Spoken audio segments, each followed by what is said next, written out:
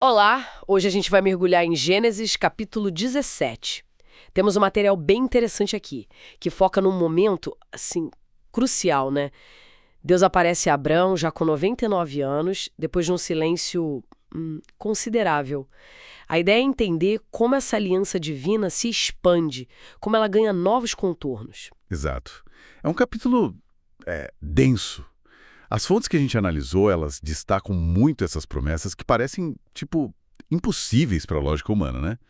Tem a exigência de integridade, a mudança dos nomes e, claro, a introdução da circuncisão, um sinal físico dessa aliança. Vamos explorar um pouco o significado e as implicações disso tudo? Certo, vamos lá. Começa com Deus se apresentando como El Shaddai, né? O Deus Todo-Poderoso. Uma das leituras que a gente fez ressalta a importância desse nome, justamente nesse momento de espera, de idade avançada. Sim, sim, é muito significativo.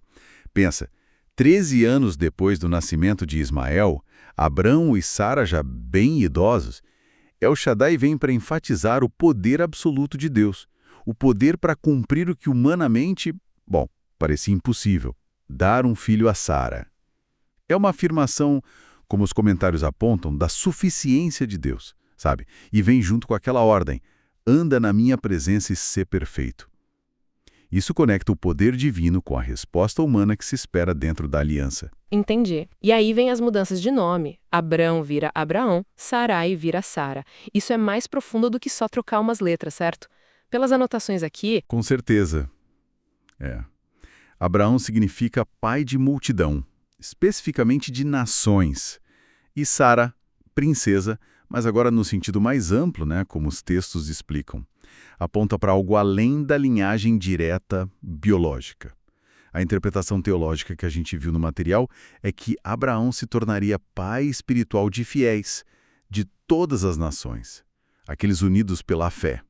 É uma expansão assim, notável do alcance da aliança. e um ponto central que aparece logo depois e que vários textos exploram bastante é a introdução da circuncisão, um sinal físico. Permanente. Qual é o simbolismo que essas análises destacam? Olha, as leituras apontam para várias camadas, né? Primeiro, indica a centralidade da descendência, da semente, na promessa.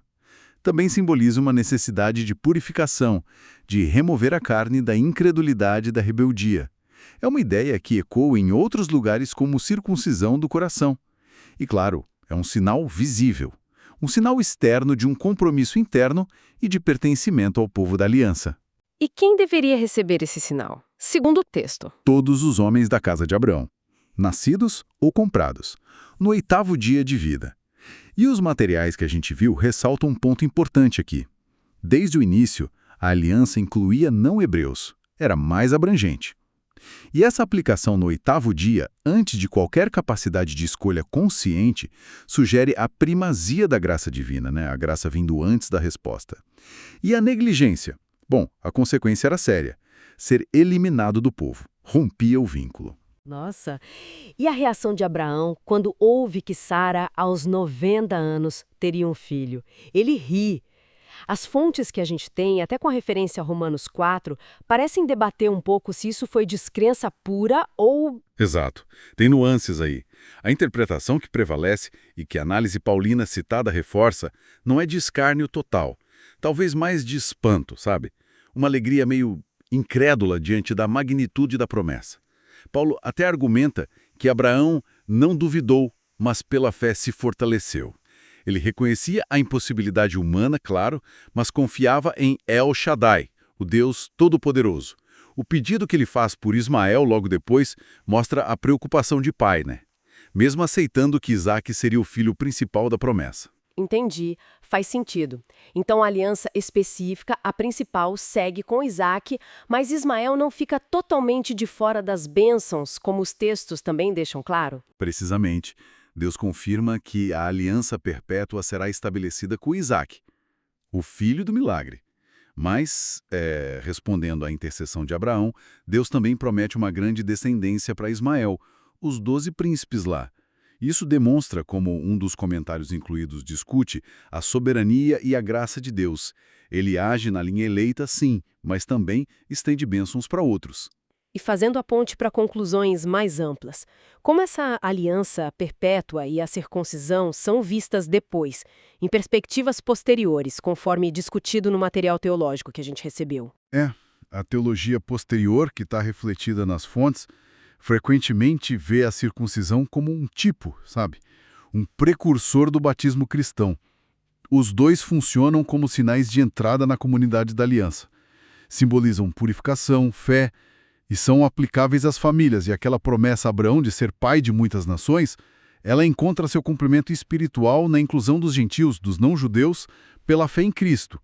Cristo como o descendente final, eles se tornam herdeiros espirituais das promessas da graça. Uau! Impressionante! Então, Gênesis 17, com base nessas leituras que fizemos, representa um aprofundamento claro da aliança. Exige um sinal visível e já aponta para uma comunidade de fé que ultrapassa laços de sangue e laços étnicos. Exatamente. A narrativa lança fundamentos cruciais para a gente entender como Deus forma o seu povo pela fé ao longo da história. Uma fé que responde à iniciativa graciosa dele. Fique então a reflexão, né? Inspirada por essa análise do material. O que significa hoje fazer parte dessa linhagem espiritual de Abraão? Não por sangue, mas pela fé.